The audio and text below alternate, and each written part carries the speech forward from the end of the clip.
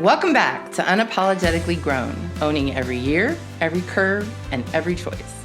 The Kitchen Table podcast where it's always 5, or it will be from now on, for women over 40 who are juggling life with a little wisdom, a little wine, and a whole lot of honesty. Today, we're talking about something so many of us are living through but rarely talk about out loud. Aging parents, caretaking, raising kids, managing careers, and doing it all while we're single. Or at least that is mine and my guest's circumstance today.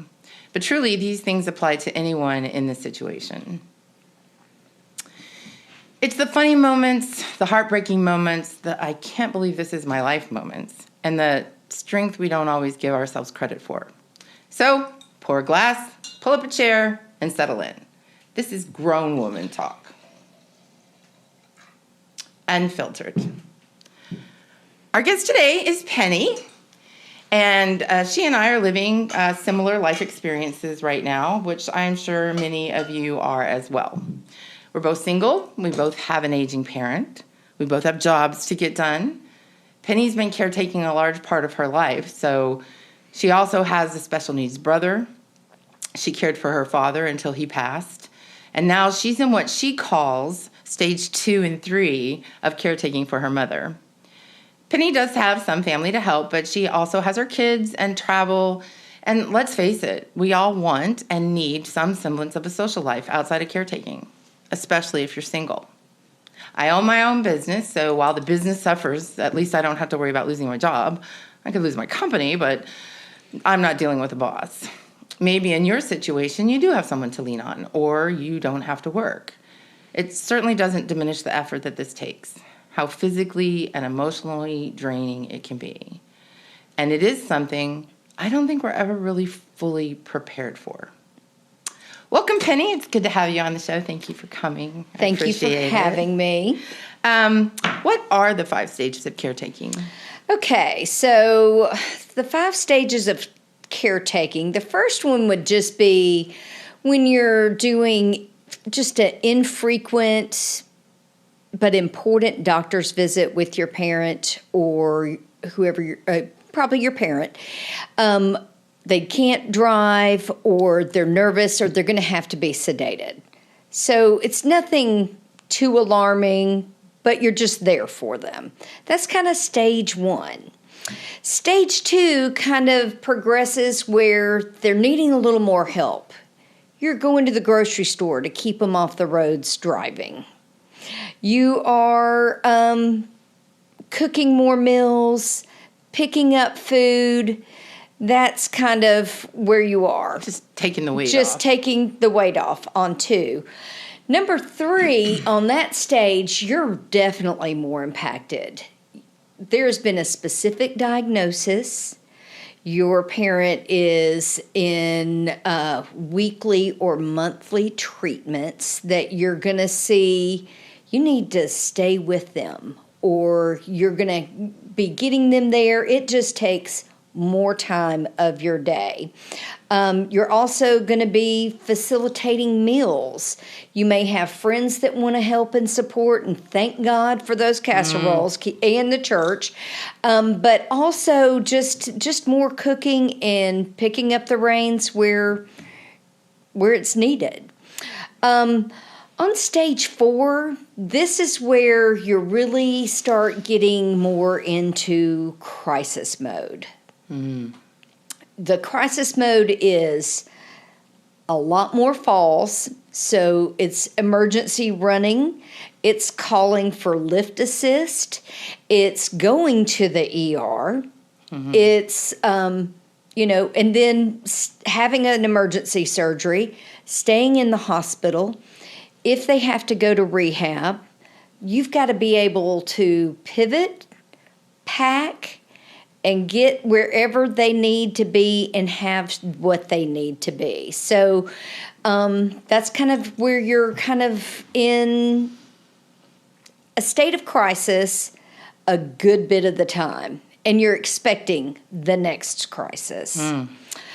Stage 5, unfortunately, is you've been in that crisis and it is the end stage. So that's just where you're really the end of care comes in. Hospice. So, and that's the hard part. All of it is hard, but there's also a lot of joy. There's a lot of laughter. I mean, we just roll at our house that, if you gotta drive, if you gotta drive, keep it between the ditches. If you gotta, brakes are good. So we have all kinds of little sayings that, we just laugh about and just keep rolling because that's what you got to do. Well, I've been at stage 4 for probably about a year, maybe a little less than that. And I actually found out a couple of hours that we've gone to stage 5. That's going to hospice. So I'm so sorry. Thank you.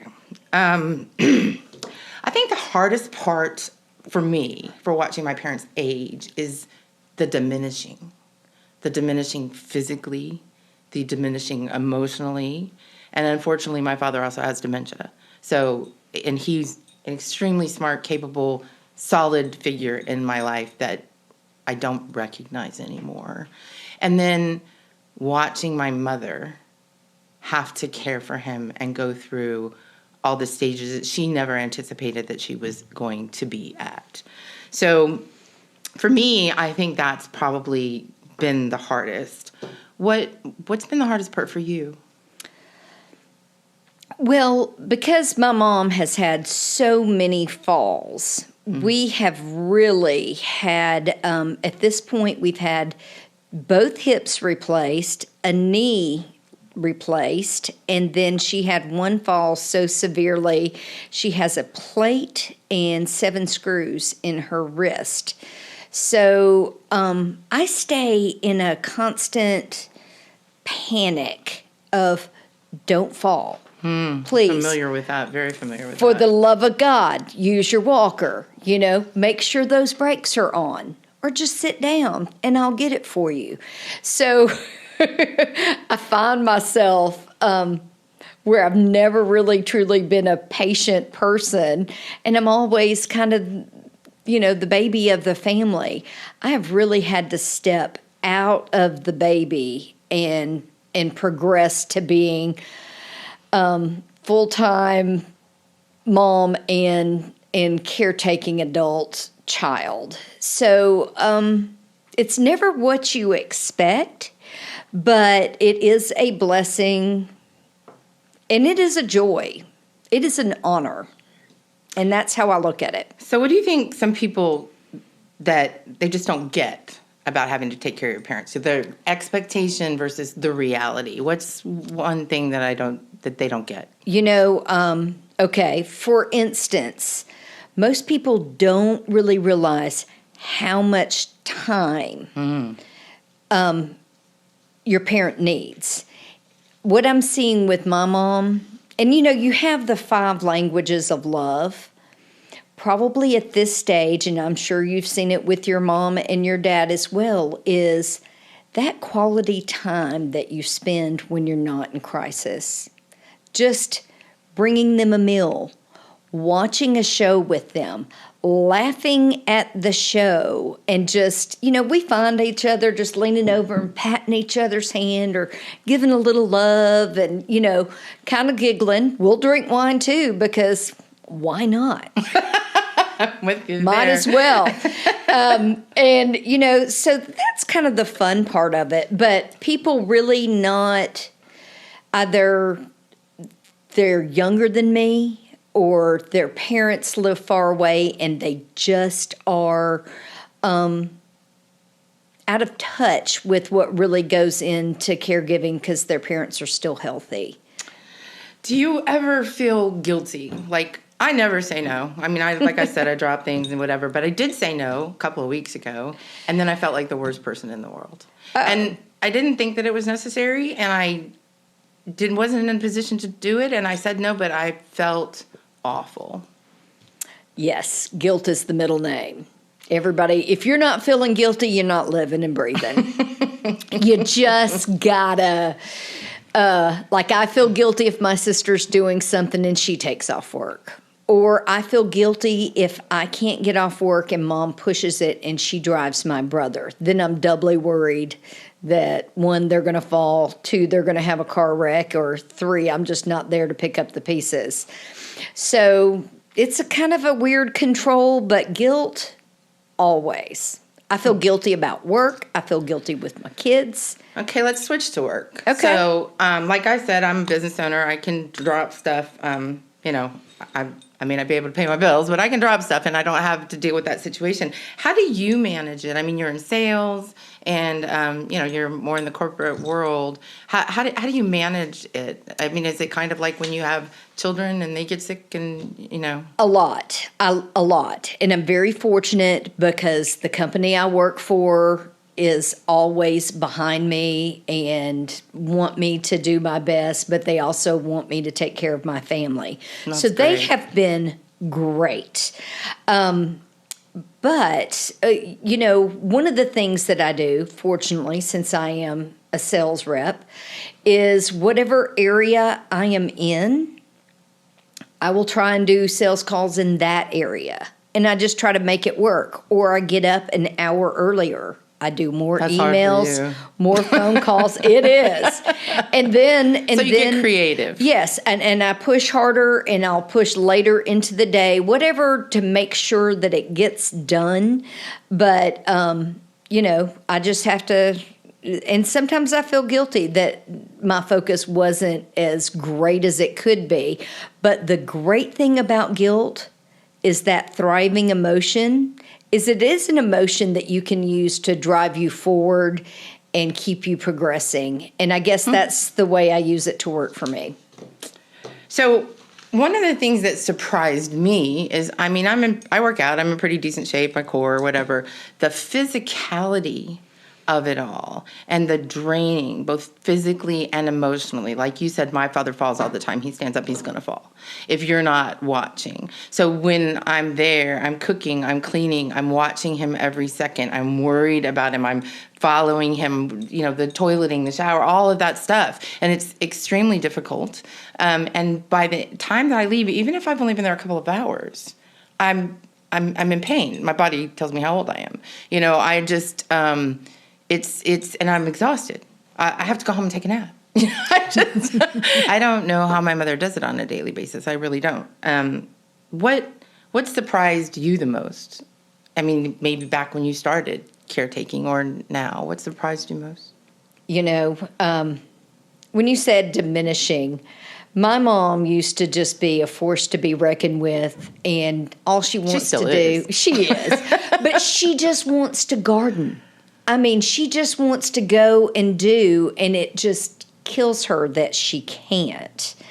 So, me finding that patience to, one, either make it fun for her sitting and just kind of changing lifestyle and our time spent together more. That's exhausting. Sometimes even, just the ER visits. It takes on a all basis. night. Oh, Takes literally. all night. I'm losing a night at least 1 or 2 nights a month. But it's always rewarding as well, as you keep pointing out. And it sometimes can be funny. Oh, yeah. So what's the most ridiculous or unexpectedly funny moment that you had caretaking? Okay, so after Mom's her knee replacement, we were expecting her to go to rehab, and it didn't work out. It was considered outpatient and not an emergency surgery. So we were like, okay, come home with Penny. We've done this before. So that next morning we're up. We're going to the bathroom. I'm helping up and down on the bathroom, and somehow we all slip and fall backwards into my shower. Mom's on top of me, shower curtains down. At the time, my son lived with me. He comes running in, and, everybody's in their glory. We've been to the bathroom, and we just got out of bed. And, it was not fun, and we had to just laugh and say, all right, we're going to call. We're going to make that call right now. The lift assist to the rescue. So, yeah. So that was probably the funniest, scariest, and, at least I broke her fall, and she didn't break anything else, was the joke. So have you had a moment where you just had to laugh to keep from crying? Every day. Every single day. So, before we get into growth and self-care, we probably should touch on a couple of hard topics. So, what scares you or the most about this stage of life? Yours and hers. You know what I'm seeing. And my mom is a devout Christian. My dad was as well, and that gives me a lot of peace. But with Mom, she's so aware of it. Every friend, church member, family member that passes, it's more traumatic. She experiences it on such a deeper level. It just, it's hard to watch. It's harder to console. And I pray that it won't be as painful when she passes, you know? It's the fear of loss is definitely kind of overwhelming for both of us in different ways. And how do you deal with the grief? Like in my case, my mother's grief is going to be, compounded my grief, her grief. I know when your father passed, your mom. How do you deal with the grief? It's easier with Daddy because we knew it was coming. We were able to kind of say our goodbyes. I know that Daddy did everything he could to stay alive as long as he did. I mean, the man hated broccoli, hated fish, loved cigarettes more than life himself, and gave it all up and ate that god-awful fish and broccoli every night and no salt. Oh, and had to give up coffee and caffeine. So, I mean, he did it. He suffered through it for a long time. So, I feel like now I just have a lot of peace over me because he put himself through such effort, and that gives me comfort. And just knowing what he gave to all of my children, my mom, all of us in the family. So we kind of carry on, always doing how he would want us to live and do. And that's... You certainly do honor him, your family, your whole family does. Yeah, so that's kind of how we do it. So how has this changed you as a woman? Or what have you learned about your strength and your resilience? Well, it's made me grow up. I was always the baby, and now I'm no longer the baby. But so now I really push to be the leader. Although my sister is a great leader. She's the older one. But as far as with my children and the example that they see of the effort and the care that goes in, both my parents were a huge part in their lives. So it's even painful, and I even deal with their grief. But watching it, but it's also the cycle of life. They are learning. And so it's opened me up to caring, acceptance, patience that I didn't know I have, and I need more. I need more patience. I mean, I can't watch my mom walk without saying, please, put on better shoes, use your walker, or just sit down. I feel like I could be less anxious and just let her be and give her that. So But she'll fall. That's probably one of my struggles, but I'm proud that every day, if you're not aware of it, you can improve. So absolutely true. That's where I kind of try to keep my awareness and focus. So what advice would you give a woman entering in this stage of life? Grace. Give yourself grace. Give your parents the grace to still be the adults that they are. They are, it's not fun to have to be helped. It's not fun to need help getting dressed. It's not fun needing to go to the bathroom help. It's not fun falling and just not having control on your own body. that you used to have. So giving them as much patience, dignity, and keep it as light as possible because it's hard. And just know it's going to be hard, but there's also so much joy that I'm so much closer to them. I didn't even know it would be possible, but I am. I am so close with my mother and my brother, and they are grateful. And I'm grateful just as much because it's that much more love. You never miss out on anything. Well, you're very good at it. I'm going to tear up. Goodness. If you had to describe this season of life in one word, what would it be?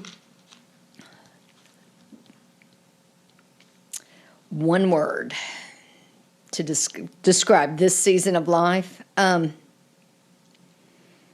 Caring and open. I have to have two. One won't work. Or maybe you always have to have two. Maybe my vocabulary will extend, but right now it's two, and it's caring and openness.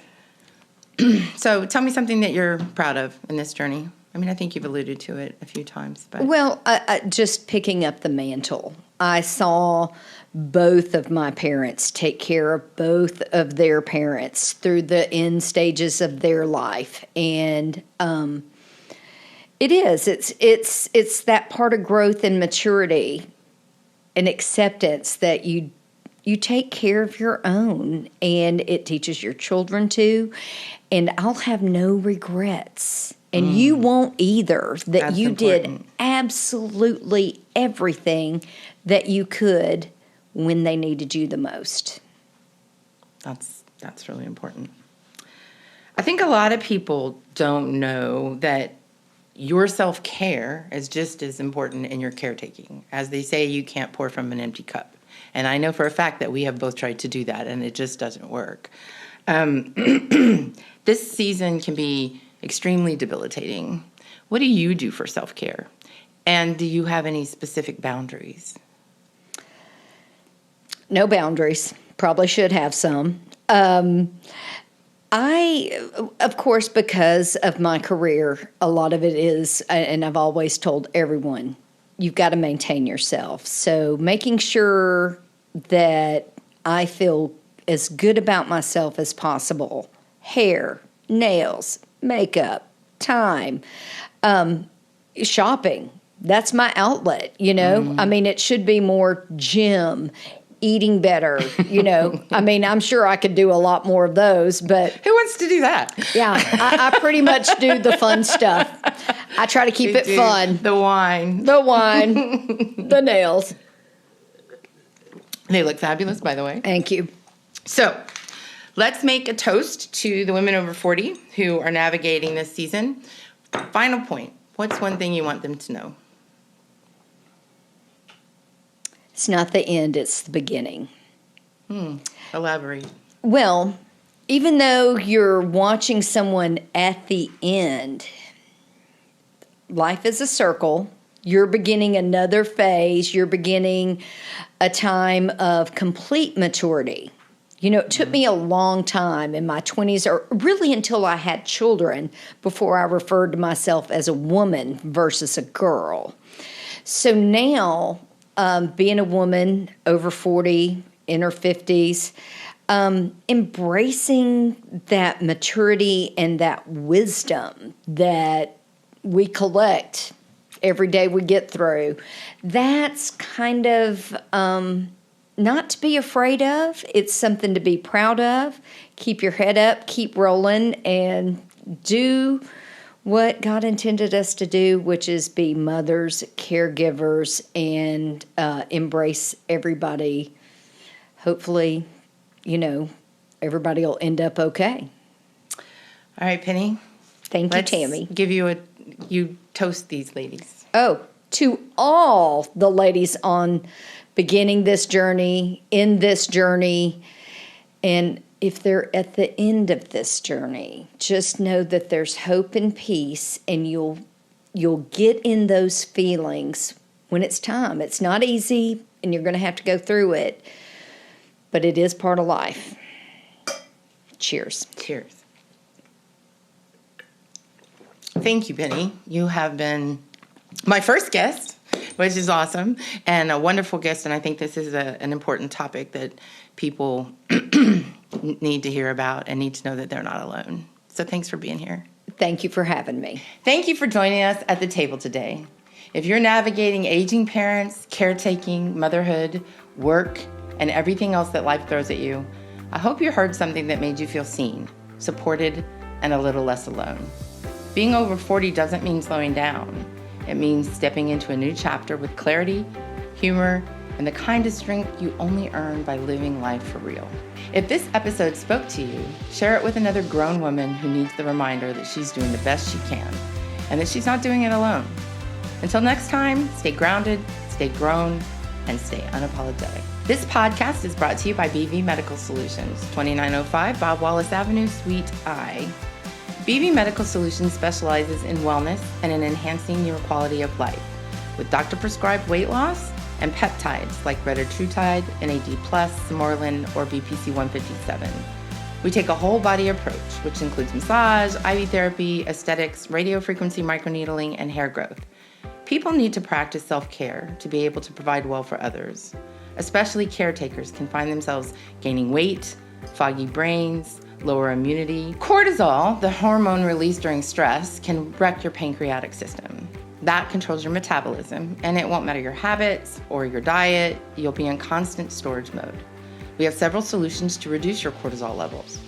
Let us help you improve your lifestyle, your outlook, and help you live your best life. Wellness is a journey, and we're on it with you.